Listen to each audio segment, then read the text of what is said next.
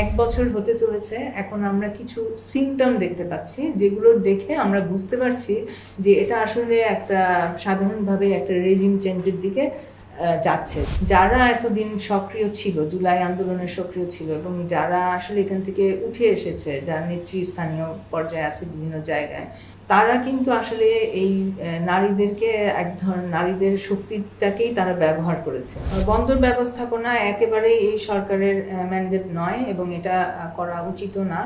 এবং আরেকটা বিষয় হচ্ছে যে এই করিডোর নিয়ে যে ধরনের কথাবার্তা হলো, সেখানেও এক ধরনের স্বচ্ছতা ছিল না। এইগুলো অনেক কিছুই কিন্তু মানুষের মনে সন্দেহ তৈরি করেছে। কাভার স্টোরির ওপেন মাইক পর্বে স্বাগত। আজকে আমাদের সঙ্গে আছেন অতিথি মোশাহিদা সুলতানা, ঢাকা বিশ্ববিদ্যালয়ের শিক্ষক এবং বিশেষ করে বিশ্ববিদ্যালয় শিক্ষক নেটওয়ার্ক তার প্রতিষ্ঠাকালীন সদস্য, এবং খুব গুরুত্বপূর্ণ ভূমিকা রেখেছেন উনি সেই নেটওয়ার্কের সদস্য হিসেবে। ঋতু আপা, মোশাহিদা আপা, আপনাকে আমন্ত্রণ আমাদের এই পর্বে। ধন্যবাদ।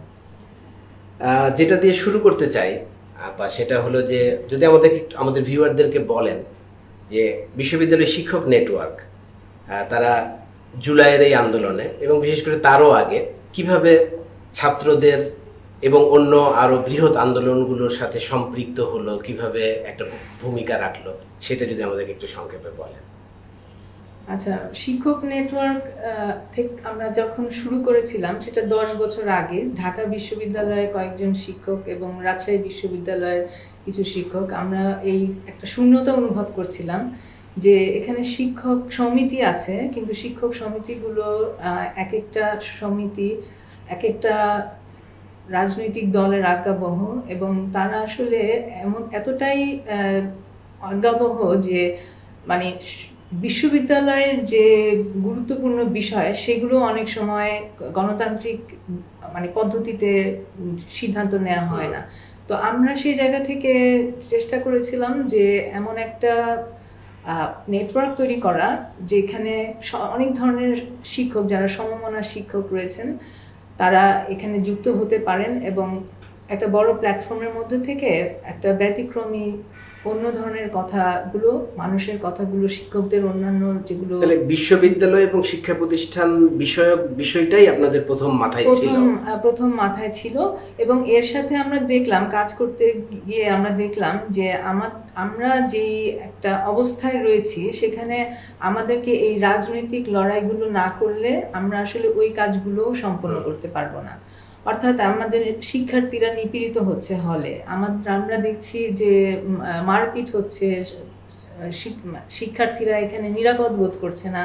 তো এইরকম বিভিন্ন সময় এসে আমাদেরকে শিক্ষার্থীদের পক্ষে দাঁড়াতে হয়েছে, এবং অনেক শিক্ষকও বিভিন্ন সময় মত প্রকাশের স্বাধীনতা হারিয়েছেন, তাদেরকে নানানভাবে হেনস্থা করা হয়েছে। তারা কোনো একটা দল না করলে তাদেরকে দেখা গেছে যে অন্য ভাবে তাদেরকে বঞ্চিত করা হচ্ছে। তো এই ধরনের বিষয়গুলো কিন্তু আমরা বহুদিন ধরে দেখে এসেছি। সেজন্য আমরা মনে করছিলাম যে একটা নতুন একটা প্ল্যাটফর্ম দরকার। সেই জায়গা থেকে আসলে শুরু। তো এরপরে আমরা ধারাবাহিকভাবে যখন কোটা আন্দোলন শুরু হলো এবং কোটা আন্দোলনকারীদের উপরে হামলা হলো, তখন আমরা একটা নিপীড়ন বিরোধী শিক্ষক প্ল্যাটফর্ম এই নামে আমরা অনেক ধরনের শিক্ষকদেরকে আমন্ত্রণ করলাম এখানে আসার জন্য এবং প্রতিবাদ করার জন্য। সেটাই ছিল আপনার সিরাজুল ইসলাম চৌধুরী এসেছিলেন, এবং আমরা দেখেছি যে অনেক শিক্ষকরা যারা ওই সময়ও বোধ করেছিলেন যে এটা একটা অন্যায় হচ্ছে, তারা কিন্তু যুক্ত হয়েছিলেন। একটা বড় ধরনের সমাবেশ হয়েছিল, আমরা র্যালি করে শহীদ মিনারে গিয়েছিলাম। তো এটা দিয়ে কিন্তু আমাদের যে দৃশ্যমান হয়েছিলাম আমরা। তো তারপর কিন্তু অনেকদিন চলে গেছে, এই বিষয়গুলো আমরা যদিও বিভিন্নভাবে কথা বলছি, শিক্ষকদেরকে নিয়ে শিক্ষা কনভেনশন করেছি, বিভিন্নভাবে আরও অন্যান্য যেসব অন্যায় হয়েছে, মানবতা বিরোধী অপরাধ হয়েছে, সেগুলো আমরা বিরুদ্ধে কথা বলেছি, বিবৃতি দিয়েছি, এবং আমাদের বিবৃতি সবসময় চলমান ছিল, কারণ এটা ছাড়া আর কোনো উপায় ছিল না আমাদের বহিঃপ্রকাশের।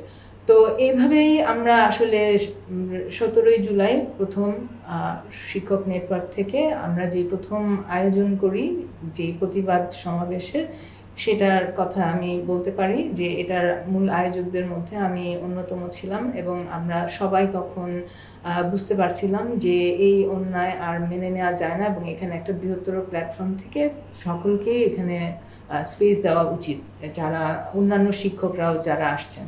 তো সেভাবে করে আমরা প্রাইভেট বিশ্ববিদ্যালয়ে, তারপর পাবলিক বিশ্ববিদ্যালয়গুলো এবং আমাদের মানে দল নির্বিশেষে সমস্ত শিক্ষকদেরকে আমরা আসলে আমন্ত্রণ জানিয়েছিলাম, এবং তখন দেখা গেছে যে নীল দল সাদা দল উভয় দলের শিক্ষকেরা সেখানে উপস্থিত ছিলেন। তো এটা একটা আমাদের জন্য গুরুত্বপূর্ণ বিষয় যে আমরা ঠিক সময় মতো একটা জায়গায় এসে হাজির হয়েছি, এবং আমরা সেদিন যখন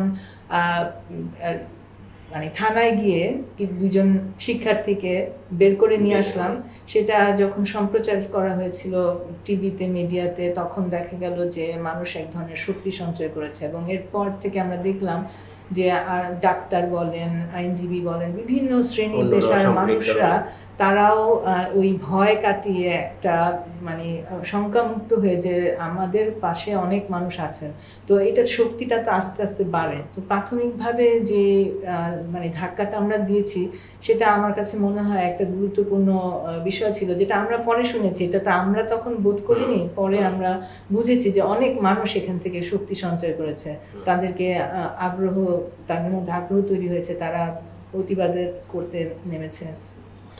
মুশাহিদা আপা, আপনার যদি জুলাই আন্দোলনের চরিত্রগত বিষয়গুলো একটু আমাদের ভিউয়ারদের জন্য বলেন, যে অনেকেই যেমন এটার সঙ্গে আরব স্প্রিং এর কিছু সম্পর্ক খুঁজে পান, অনেকেই আবার বলেন যে যদি আমরা যেটাকে কালার রেভলিউশন বলি সেটার সাথে কিছু সামঞ্জস্য আছে, কিন্তু সাধারণভাবে মোটা দাগে মানুষ এটাকে একটা স্বতঃস্ফূর্ত আন্দোলন হিসেবেই দেখেন।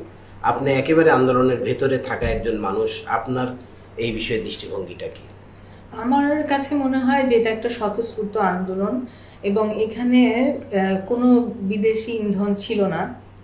আপনি যদি দেখেন ইজিপ্ট, তিউনিসিয়ার মতো দেশে, বা কালার রেভলিউশন হয়েছে যেই সব দেশে, পোস্ট সোভিয়েত ইউনিয়নের দেশ অন্তর্ভুক্ত দেশগুলোতে, সেখানেও আমরা দেখেছি যে স্বৈরশাসনের বিরুদ্ধে প্রথমে মানুষ দাঁড়িয়েছে। এখন স্বৈরশাসনের বিরুদ্ধে দাঁড়ানোটা তো মানুষের অধিকার। তারপরে কারা সেখানে যুক্ত হচ্ছে, কারা কোন রাজনৈতিক দল যুক্ত হচ্ছে, এগুলো কিন্তু পরের বিষয়। মানুষ আসলে স্বৈরশাসন থেকে মুক্তি চায়, এটাই হচ্ছে তার মূল আকাঙ্ক্ষা।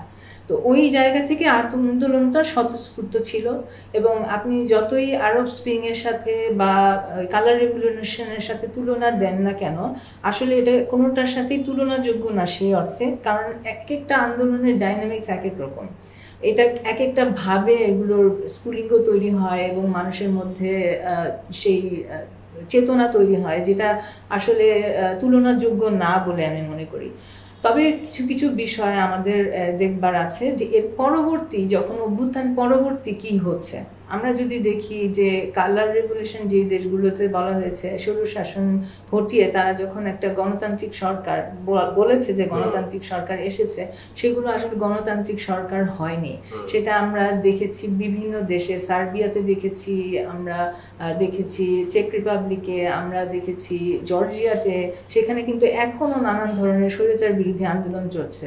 রিসেন্টলি আপনার জর্জিয়াতেও সেই আন্দোলন আমরা দেখেছি, এবং সেখানে আসলে বিষয়গুলো ইউরোপিয়ান ইউনিয়নের সাথে যুক্ততা, ন্যাটোর সাথে যুক্ততা, এবং সর্বোপরি যে যুক্তরাষ্ট্রের যে আধিপত্য বিস্তারের বিষয়, সেই বিষয়গুলো আসলে এখানে গুরুত্বপূর্ণ ছিল। কিন্তু আমরা বাংলাদেশের ক্ষেত্রটা আসলে একেবারে আলাদা। এবং আমরা যদি আবার এটাও দেখি যে মানে আরব দেশগুলোতে যেসব আরব স্প্রিং হয়েছে, তিউনিসিয়া, ইজিপ্ট, সেখানে আমরা দেখেছি ইসলামিস্ট দলগুলোর অভ্যুত্থান হয়েছে এক রকমের, তারা ক্ষমতায় এসেছে, কিন্তু তারা কিন্তু ক্ষমতায় এসে তারা যে জনগণের কাছে গ্রহণযোগ্য হয়নি। হ্যাঁ, পরবর্তীতে কিন্তু জনগণই তাদেরকে প্রত্যাখ্যান করেছে। কাজে এটা ভাববার কোনো কারণ নেই যে এই আন্দোলনগুলো সবকিছুর সাথে আমরা সমানভাবে বাংলাদেশকে দেখতে পারি। কিন্তু যেটা আমরা দেখতে পারি যে দক্ষিণ এশিয়ার মধ্যে বাংলাদেশ একটা মানে ইতিহাস তৈরি করেছে। এরকম ইতিহাস আমরা পৃথিবীর মানে দক্ষিণ এশিয়ার দেশগুলোতে কমই দেখেছি। এর আগে আমরা দেখেছি শ্রীলঙ্কাতে, এবং শ্রীলঙ্কার ক্ষেত্রটাও কিন্তু ভিন্ন ছিল। এখানে পরবর্তীতে আমরা দেখেছি যে এনপিপির উত্থান হয়েছে এবং তারা এখন সরকার গঠন করেছে। কিন্তু বাংলাদেশের ক্ষেত্রে আমরা এখনো জানি না, কারণ এখানে দলগুলোর মধ্যে নানান রকমের মানে বোঝাপড়া চলছে, আলোচনা চলছে এবং কনফ্লিক্ট চলছে, এবং তারা আসলে জনগণকে নানানভাবে মানে তাদের বলয়ে আনবার চেষ্টা করছে। তো এরকম একটা পরিস্থিতিতে আসলে বলা মুশকিল যে মানে ঠিক কোন জায়গা থেকে আমরা কোনো একটা পার্টিকুলার দেশের সাথে তুলনা দেব। তবে এটা বলা যায় যে শ্রীলঙ্কায় দেখেছি আমরা বামপন্থীদের উত্থান, অন্যদিকে আরব স্প্রিংয়ে দেখেছি আমরা মুসলিম ইসলামিস্টদের উত্থান, অন্যদিকে আমরা ধরেন পোস্ট সোভিয়েত ইউনিয়ন দেশগুলোতে আমরা দেখেছি যে মানে গণতান্ত্রিক সরকারের উত্থান যারা আবার ইউএস ব্যাকড।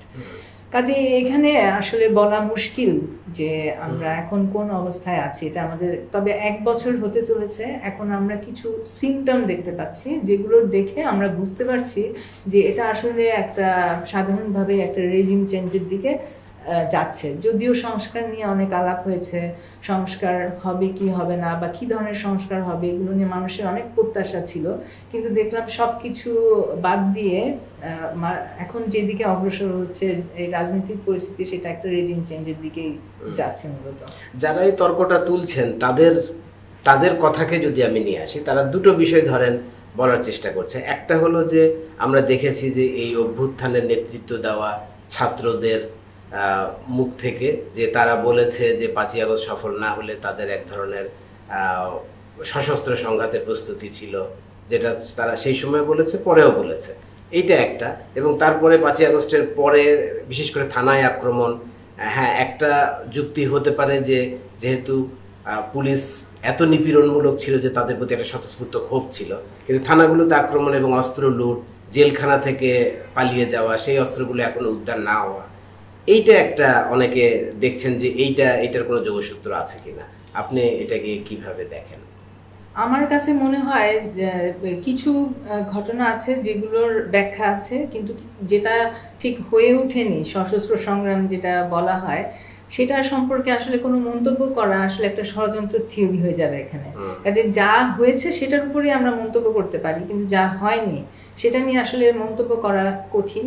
তবে যেটা বোঝা যাচ্ছে যে এই যে ধরেন মব অ্যাটাক যেভাবে করে হচ্ছে বিভিন্ন শ্রেণী পেশার মানুষের উপরে এবং বিভিন্ন ধর্মীয় গোষ্ঠীর উপরে, বা আমরা যদি বলি যে বিশেষ করে মাজারে যে আক্রমণগুলো হচ্ছে, এবং কয়েকদিন আগে আমরা দেখলাম যে একজন খতিবকে সরাসরি খুন করা হলো মানে নৃশংসভাবে, এবং বিভিন্ন এটার আবার ভিন্ন ধরনও দেখা যাচ্ছে। যেমন ধরেন এখন বিষয়টা আর ধর্মীয় অনুভূতি বা এটার মধ্যে কিন্তু সীমাবদ্ধ নেই, এই মবটা কিন্তু ওখান থেকে বের হয়ে এখন পার্সোনাল দ্বন্দ্বের মধ্যে চলে গেছে, এখন ব্যবসায়িক স্বার্থ এখানে বিস্তার করেছে, এখানে বিভিন্ন ধরনের মব অ্যাটাক এখন হচ্ছে। এবং গতকালও দেখলাম যে একজন শিক্ষক কক্সবাজারের একজন শিক্ষকের উপর আক্রমণ হয়েছে, সেটা আসলে কতটুকু বিশ্বাসযোগ্য আমি জানি না। সেখানে বলা হচ্ছে যে এসএসসি পরীক্ষার শিক্ষক ফেল করেছে বলে অভিভাবকরা গিয়ে আক্রমণ করেছে। তো এইটা যদি হয়ে থাকে যে আমাদের চিত্র, তাহলে দেখতে হবে যে এই মব অ্যাটাককে আসলে কোনো মানে একটা পার্টিকুলার দিকে আসলে দেখা যাচ্ছে না। এটা এই নৃশংসতা, এই সন্ত্রাস এখন বিভিন্ন দিকে ছড়িয়ে পড়ছে। যেটা প্রথম দিকে ছিল ধর্মীয় মানে বিষয় কেন্দ্রিক, এখন সেটা বিভিন্নভাবে মানুষের মধ্যে উপস্থিত হচ্ছে। সেখানে একটা শূন্যতা রয়েছে, ন্যায় বিচার না পাবার যে যাতনা মানুষের মধ্যে কাজ করছে, সেগুলো থেকে তারা বিভিন্নভাবে তারা প্রতিক্রিয়াশীল হয়ে উঠছে। তো এইগুলো তো আসলে ঠিক এই মুহূর্তে আমরা যদি বলি যে এগুলো দেখে ওই আগের সশস্ত্র অভ্যুত্থান হবে কিনা, সেটা আসলে বলা মুশকিল। অনেকে বলার চেষ্টা করেন যে এই মব অনেক ক্ষেত্রেই স্বতঃস্ফূর্ত নয়। এই মব এমনকি যদি মবের প্যাটার্নগুলো দেখা হয়, যেটা আপনিও বললেন যে শুরুতে একটা বিশেষ গোষ্ঠীর প্রবণতাটাই আমরা দেখেছি। এমনকি অনেকে এটাও বলেন যে এখানে সরকারের নির্লিপ্ততা তো রয়েছেই, কোনো কোনো ক্ষেত্রে প্রশ্রয় রয়েছে, এবং যেগুলোকে তারা প্রশ্রয় দিতে চেয়েছেন সেগুলোকে দিয়েছেন, যেখানে তারা নির্লিপ্ত থাকতে চেয়েছেন থেকেছেন, কোথাও হয়তো একটু বাধাও দিয়েছেন। হ্যাঁ, এটা তারা তাদের সাধ্যমতো কিছু দেখানোর জন্য কিছু করেছেন, আর কিছু হচ্ছে মানে বেশিরভাগ ক্ষেত্রেই দেখা গেছে যে তারা নির্লিপ্ত ছিলেন। বিশেষ করে প্রথম দিকে তাদের একটা নির্লিপ্ত ভূমিকা ছিল, কারণ কাউকে আমরা ওরকম শাস্তি পেতে দেখিনি, এবং সেখানে আমরা আরও দেখেছি যে দিন দিন এগুলো কিন্তু বেড়ে চলেছে। এবং আজকেও একটা দেখলাম স্ট্যাটিস্টিক্স যে এই নানান ধরনের নৃশংস আক্রমণ ইত্যাদি ক্রিমিনাল অ্যাক্টিভিটিস এগুলো অনেক বেড়ে গেছে।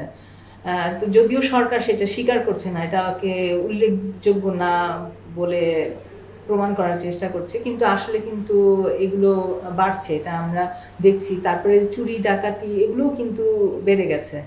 তো আমরা জানি যে ধরেন 24 জুলাই নারীদের একটা খুবই অগ্রগণ্য ভূমিকা ছিল।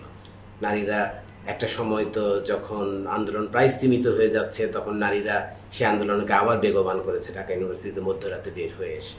কিন্তু 5ই আগস্টের পরপরই আমরা দেখলাম যে নারীদের উপর নানা রকম আক্রমণ, এবং এখন আমরা দেখছি যে রাজনৈতিক যে পেরিফেরি সেইখানে নারীরা প্রায় অস্পৃশ্য, তারা অনেকটা পিছিয়ে গেছে। আপনি এটাকে কিভাবে দেখেন? না, এটা তো বহুদিন ধরেই আলাপ আলোচনা হচ্ছে যে নারীদেরকে এইভাবে করে বঞ্চিত করা হচ্ছে। সেটা বিভিন্ন দল থেকে শুরু করে আপনি দেখবেন যে বিভিন্ন জায়গায় তারা যখন কথা বলতে যাচ্ছে, একটা তো হচ্ছে যে নিপীড়ন, আরেকটা হচ্ছে ট্রল করা হচ্ছে। যারা রাজনৈতিকভাবে যুক্ত হতে চাচ্ছে তারা বিভিন্নভাবে অনলাইন ট্রলের শিকার হচ্ছে, তাদেরকে বিভিন্নভাবে দমানোর চেষ্টা করা হচ্ছে। তো এইগুলো আসলে একটা মেসেজ দেয়, সেটা হচ্ছে যে নারীরা রাজনৈতিকভাবে সক্রিয় হওয়ার জন্য যেই মানে এগুলোকে একটা হুমকি স্বরূপ তারা দেখে। এখন এটা যদি ধরেন বন্ধ করা না যায়, তাহলে দিনে দিনে অবস্থা আরও খারাপ হবে।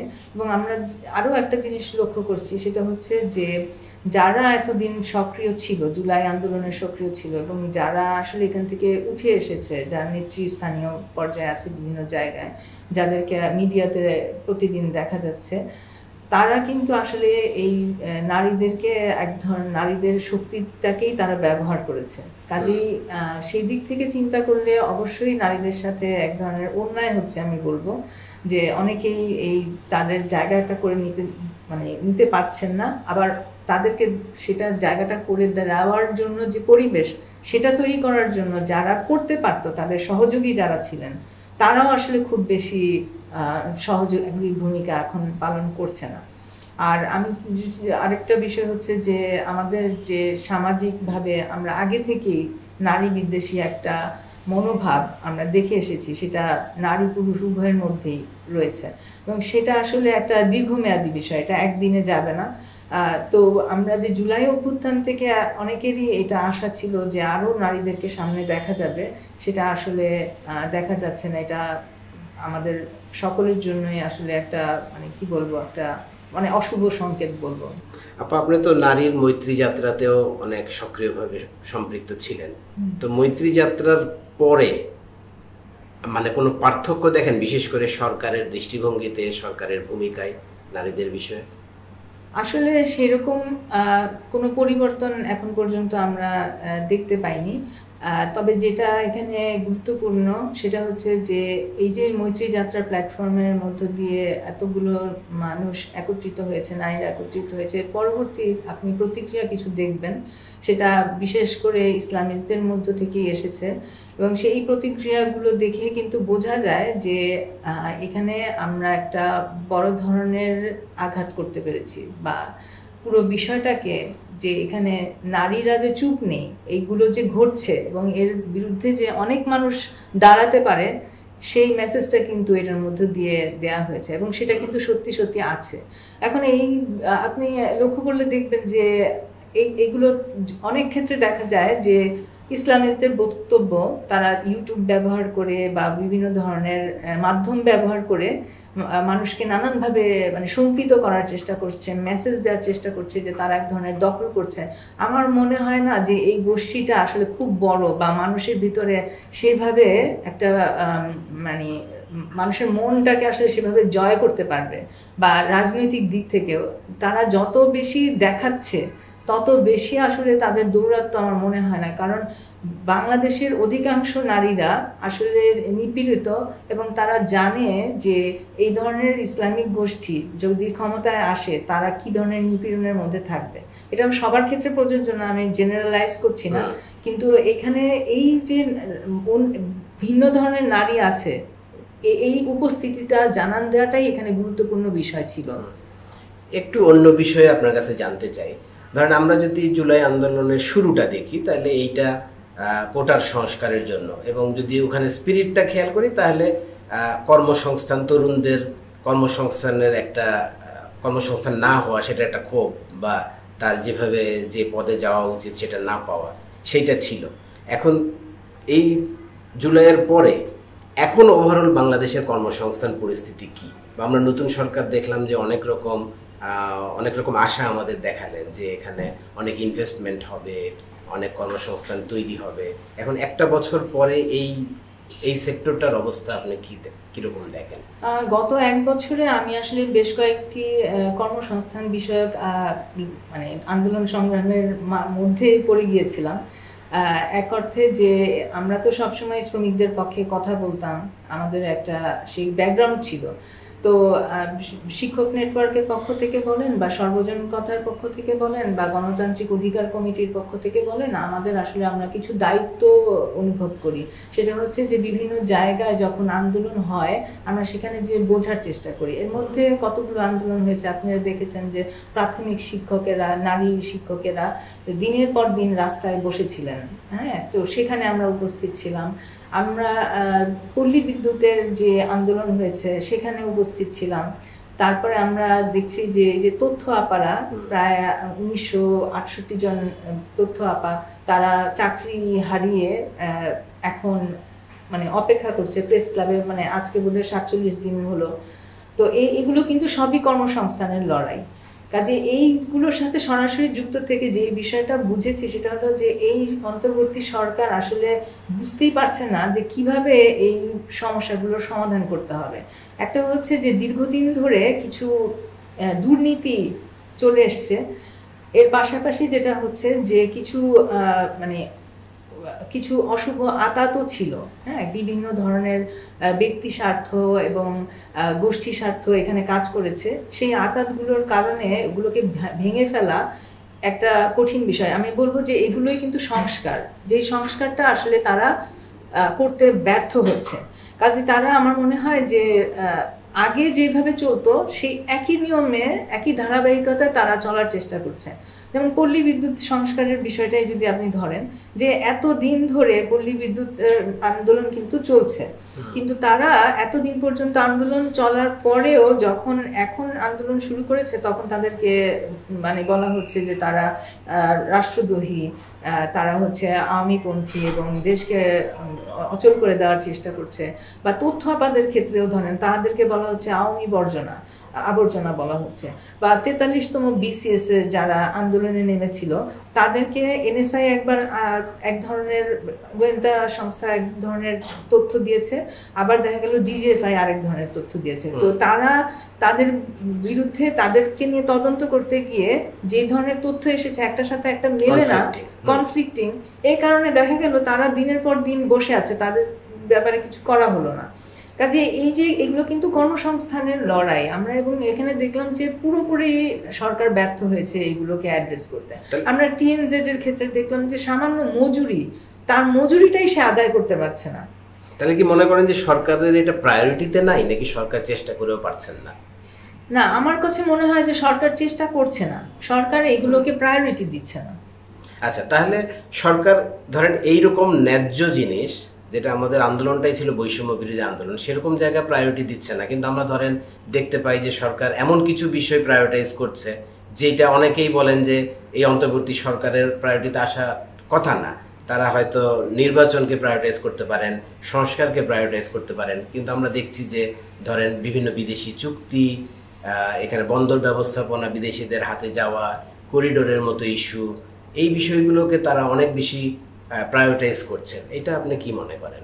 আমি মনে করি যে বন্দর ব্যবস্থাপনা একেবারেই এই সরকারের ম্যান্ডেট নয় এবং এটা করা উচিত না। এবং আরেকটা বিষয় হচ্ছে যে এই করিডোর নিয়ে যে ধরনের কথাবার্তা হলো, সেখানেও এক ধরনের স্বচ্ছতা ছিল না। এইগুলো অনেক কিছুই কিন্তু মানুষের মনে সন্দেহ তৈরি করেছে। কাজে এই বিষয়গুলো সরকারের ম্যান্ডেট নিয়ে এটা করাটা আমরা মনে করি প্রয়োজন ছিল না। তো এইগুলো অনেক সময় আমাদেরকে যে মেসেজটা দেয় সেটা হচ্ছে যে সরকার আসলে সংস্কার বলতে কি বোঝে এটা সে আসলে পরিষ্কার করে বলেনি। যদিও অনেকগুলো সংস্কার কমিশন গঠন করা হয়েছে, তার রিপোর্ট দেওয়া হয়েছে, কিন্তু তারপরও কোনো অগ্রগতি আমরা আসলে দেখছি না। আমরা একদম প্রায় শেষে চলে এসেছি। আপনি বললেন যে সংস্কার নিয়ে অগ্রগতি নাই। এখন অনেকেই এই 1 বছর পরে এসে আমাদের শ্রাবণ বিদ্রোহকে অনেকেই ভাবছেন যে এটা মানে বেহাত বিপ্লবও বলছেন আর কি অনেকে, কারণ যে প্রত্যাশা নিয়ে এটা হয়েছিল তার কোনো কিছুই পূরণ হবে বলে মনে হচ্ছে না অনেকের দৃষ্টিতে। আপনি কি বলেন এই বিষয়ে? আমারও সেরকম মনে হয় যে অনেক কিছুই পূরণ হবে না, এবং বেশিরভাগ বিষয়ই আসলে এখানে পূরণ হবে না। আর এখন ধরেন মনোযোগও অন্যদিকে চলে গেছে, সংস্কার নিয়েও আর কেউ ওভাবে করে কথা বলছে না, সংস্কার প্রক্রিয়াও বন্ধ হয়ে গেছে। তার মধ্যে যুক্ত হয়েছে ট্রাম্পের পাল্টা শুল্ক আরোপ, এবং এইগুলো নিয়ে আমরা দেখছি যে এক ধরনের সমস্যা তৈরি হচ্ছে। যে গত মানে 3টা মাস গেল, এই 3টা মাস সরকার কিন্তু সেভাবে করে বিষয়গুলো জনগণের সামনে উপস্থাপন করেনি যে কিভাবে আসলে এই বিষয়টাকে মোকাবেলা করা যায়। কিন্তু আমরা দেখছি যে হঠাৎ করে যখন চিঠি আসলো ট্রাম্পের কাছ থেকে, তখন সবাই সজাগ হয়ে গেল যে এখন দ্রুত এগুলো কিছু করতে হবে। ব্যবসায়ীরা এখানে অসন্তুষ্ট। অন্যদিকে একটা কথা ফাউজুল কবির বলেছেন যে একটা ফ্রেমওয়ার্ক চুক্তি করতে হবে। তো এই ফ্রেমওয়ার্ক চুক্তি যে করবে এটা তো আসলে দীর্ঘমেয়াদী কিছু হবে। এই সরকারের তো আসলে ম্যান্ডেট নেই এই ধরনের ফ্রেমওয়ার্ক চুক্তি করার, যেখানে অলরেডি 2013 সালে আমাদের একটা টিকফা চুক্তি হয়ে আছে। তারপরে আবার নতুন করে যে ফ্রেমওয়ার্ক চুক্তি করতে হবে, এগুলো তো সময় নিয়ে, জনগণের মতামত নিয়ে, রাজনৈতিক দলগুলোর মতামত নিয়ে করার দরকার ছিল। কিন্তু যুক্তরাষ্ট্র আমাদেরকে একটা এমন পরিস্থিতিতে ফেলেছে যে এখন আমরা মানে একটা দুর্বল অবস্থানে চলে গিয়েছি দর কষাকষির জায়গা থেকে। আমরা জেনে গিয়েছি যে আমাদের অন্যান্য দেশগুলো কি পরিমাণ শুল্ক আরোপ করা হয়েছে, সেগুলো বাংলাদেশের তুলনায় কম। কাজে এখন সময় নেই। এরকম অবস্থায় মানে দরকার কষাকষি করা একটা চাপের বিষয়। কাজে আমি বলবো যে মানে যত তাড়াতাড়ি এই সরকার একটা রাজনৈতিক সরকারের কাছে ক্ষমতা হস্তান্তর করে চলে যায়, তত তাড়াতাড়ি আমরা আসলে বিভিন্ন বিষয় রয়েছে, জরুরি বিষয় রয়েছে যেগুলো নিয়ে সিদ্ধান্ত নিতে পারবো। আর আপনারা যদি এটাও দেখেন যে বন্দর ব্যবস্থাপনা, সেখানেও বন্দর ব্যবস্থাপনা বিদেশিদের হাতে দেওয়াটা একেবারেই মানে মানে ওয়াইজ ডিসিশন হবে না এই মুহূর্তে। এবং এইটা আমরা শুধু এই সরকারের আমলে দেখি না, এটা আসলে আগের সরকারেও কিন্তু একই কাজ করেছে। তারাও পতেঙ্গা টার্মিনালকে একটা সৌদি আরবের একটা অপারেটরের হাতে দিয়েছে। কিন্তু এই সরকারকে কেমন যেন একটু ডিটারমাইন মনে হচ্ছে। বিশেষ করে ধরেন প্রফেসর ইউনূস বললেন যে এমনকি যারা বিরোধিতা করবেন তাদের প্রতিহত করুন। প্রথমে উনি বুঝানোর কথা বললেন, পরে প্রতিহত করুনের মতো শব্দ ব্যবহার করলেন। উনি একটা স্ট্রং পজিশন নিয়ে নিয়েছেন। হ্যাঁ, সেটা সমস্যাজনক। আমি মনে করি সেটা খুবই সমস্যাজনক। এই ধরনের প্রতিহত করার মানসিকতা, এটাকে আমি মানে এটার আমি প্রতিবাদ জানাই। এটা আসলে ওনার দিক থেকে এটা একটা মানে সঠিক ভাষা নয়। অনেক ধন্যবাদ মুশাহিদা আপা। দর্শক, আমাদের আজকের পর্ব আমরা এখানেই শেষ করছি। আবার দেখা হবে পরের পর্বে নতুন কোনো অতিথির সঙ্গে। সে পর্যন্ত ভালো থাকবেন, সুস্থ থাকবেন।